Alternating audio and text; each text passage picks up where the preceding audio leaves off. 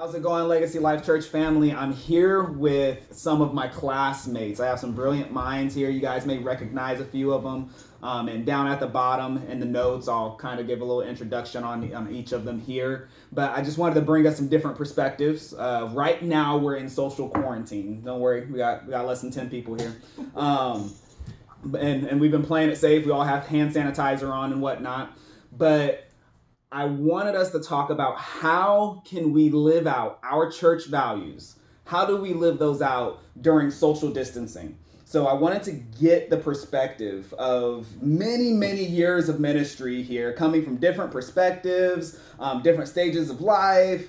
And I want us to talk about how do we do this? How do we live out these church values with social distancing? These are great minds. I respect all of them. So I just wanted to see if they had any ideas that we could feed off of. So let's go with the first one. I feel like, just so you guys know, I feel like it's the middle three that are the toughest when it comes to this. But the first one is growing people change. That's our first church value, growing people change.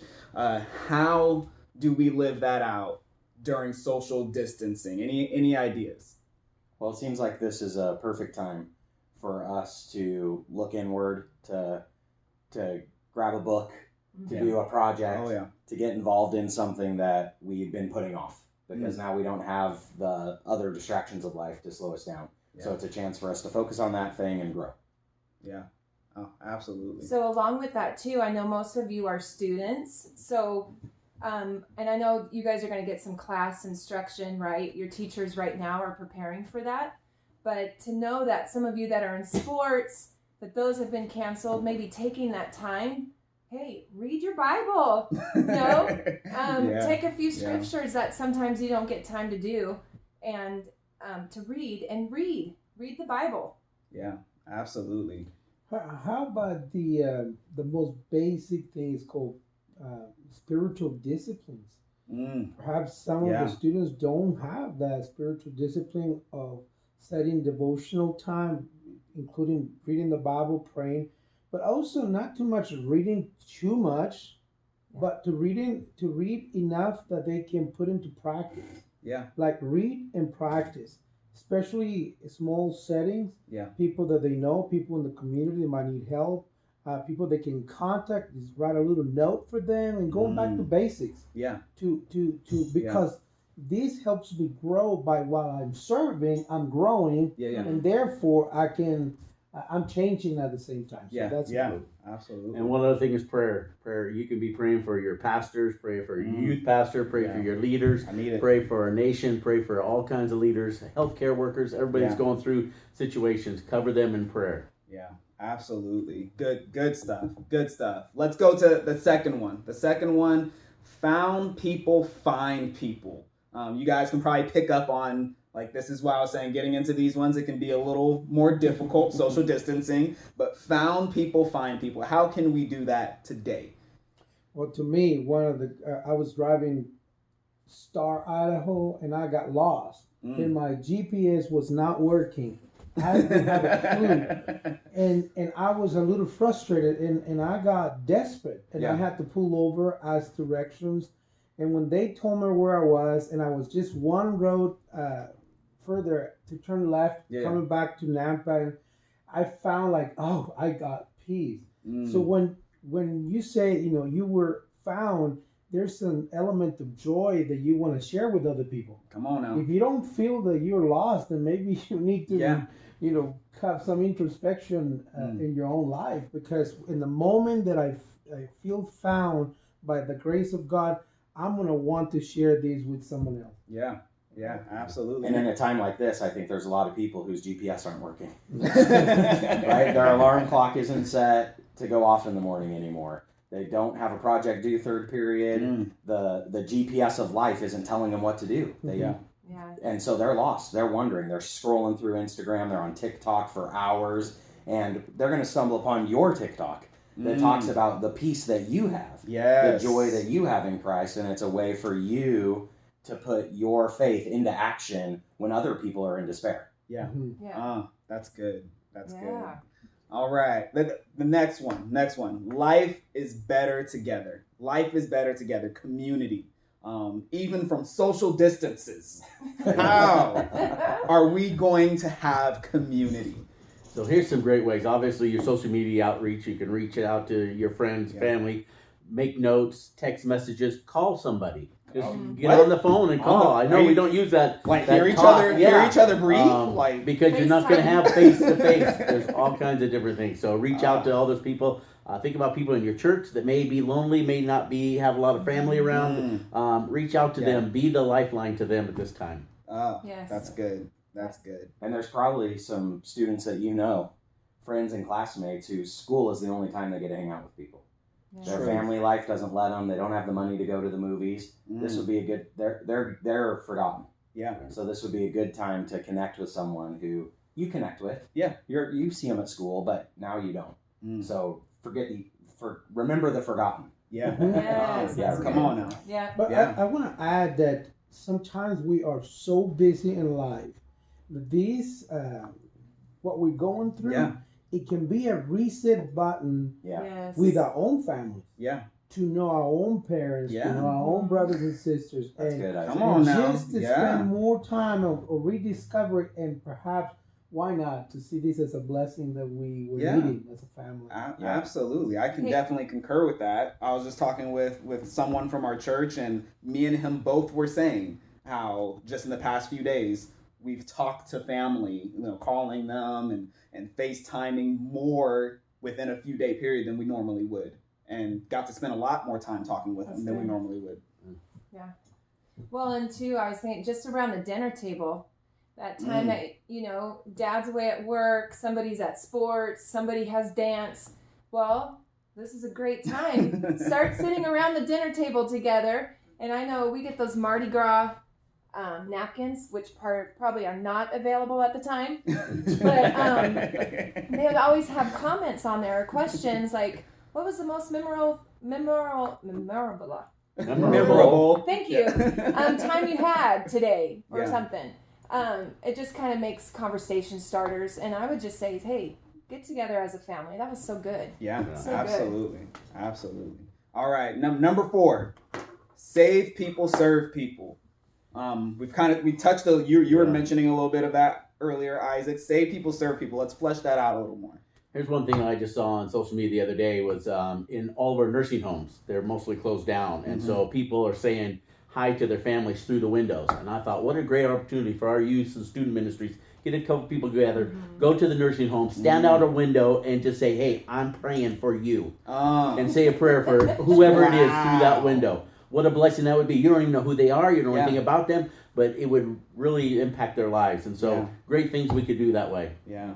And that's touching on that, remember the forgotten as well. Especially during this time, I feel like people in nursing homes can feel forgotten. Yeah. Well, and there's nothing wrong do you know your neighbor?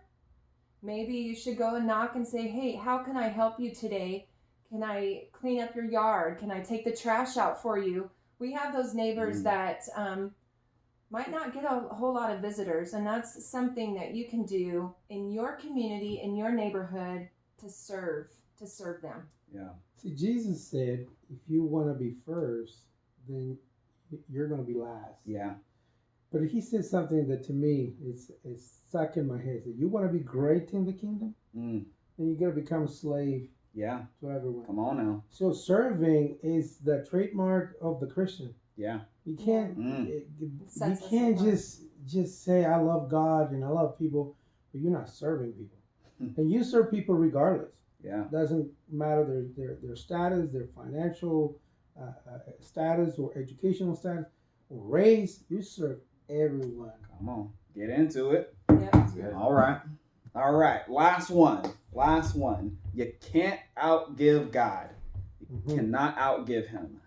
How do we live that out right now? Well, first of all, you take one package of toilet paper. You sell it on eBay and you make thousands. No. You don't take 12. Just one. Oh man. I think in that generosity aspect, Pastor, it's not money only. Yeah. One of the things that if I don't have, I can't produce anything else is energy. How do I invest my energy? Who do I surround myself with that drains me of energy or gives me energy? And so I need to be a good steward of that so I can use my skills, my giftings, money, and my time. Yeah. I can make money, but I can't make time. Yeah. So generosity is the church. Perhaps this could be a good time for remodeling that is needed, and it needs 2-3 people. And now you're not in school, but might as well just make yourself available and do it. Yeah. People, things in your community, but generosity it goes deeper than just financial aspect. Yeah. And absolutely. hey, along with that, Pastor, as a mom, I love it when my kids do something around the house, do the dishes, vacuum the floor, pick up your room. Those are things that moms love. Just saying. Did you say pick up your And room? dads. Pick up your broom. And grandpas. That's good. And also just remember that even your parents, your grandparents, your teachers, everybody in this whole thing, we're just as frustrated and trying to figure out how we're going to navigate this whole thing too. And so grace goes a long ways. Give your teachers, parents, everybody a little grace. Let them know you're praying for them. Let them know you're there to support them. We're navigating this thing, and it's tough for us. We don't know, and sometimes our students are looking for us for the answers, and we're going, we don't know. We don't know what tomorrow's going to hold. We don't know what the next day is going to hold. We know who holds our future, but it's just going through those navigating things. And so be gracious. Yeah. Can I say one more thing? Oh, absolutely. Absolutely. The Bible says Ephesians 3:20, He can do exceedingly abundantly, more than you can think or imagine. Don't limit God. There's so many things. Come on now. Come on. Right off of that, something that I wanted to tag in at the end of this, because we were talking, you can't outgive God. Something that our network has been working on with Speed the Light is raising funds for Speed the Light, to remember the forgotten, to help serve those who have been trapped in human trafficking. So during this time, put some thought, invest that time, be generous with your time, and think about how can you invest and Speed the Light right now in this effort to combat human trafficking, because we want to make a huge impact on that. So think about that, and let's talk about that community, right? Let's call each other, text each other, and say, hey, you have any ideas? How are you gonna do this? How much are you gonna try to give, and maybe compete a little bit with that? Come on. All right. Yes. I think one more thing. Yeah, absolutely. Another way for us to be generous is to develop the talents and abilities that we're using already. Come on. Like 2 weeks ago, you were on the worship team, or you were helping in kids' church. Yeah. Maybe you were working on a fine arts presentation. And now is your chance to refine that, to go back and to look up, go online and look at some children's lessons, or train yourself, get developed during this time, how you can be a better kids leader, how you can be a better guitar player or a drummer. You've been wanting to practice, but you had homework, you had church, you had school, sports, you haven't been. So now invest that time. Pick up your instrument. Don't put it off until things get busy again, but grow. See, and it will grow you, but it will also be a way to give back. Yes. See, and that brings it full circle. That's one of the things I love about our values is it brings it full circle. When you're talking about, okay, I can't outgive God, what more can I give now? It's going to push you into an area of growth. Yeah. And you can just start yourself right back through that cycle. So there we go. There we go. Love you guys. Stay safe. Hey. Talk to you later. Peace out.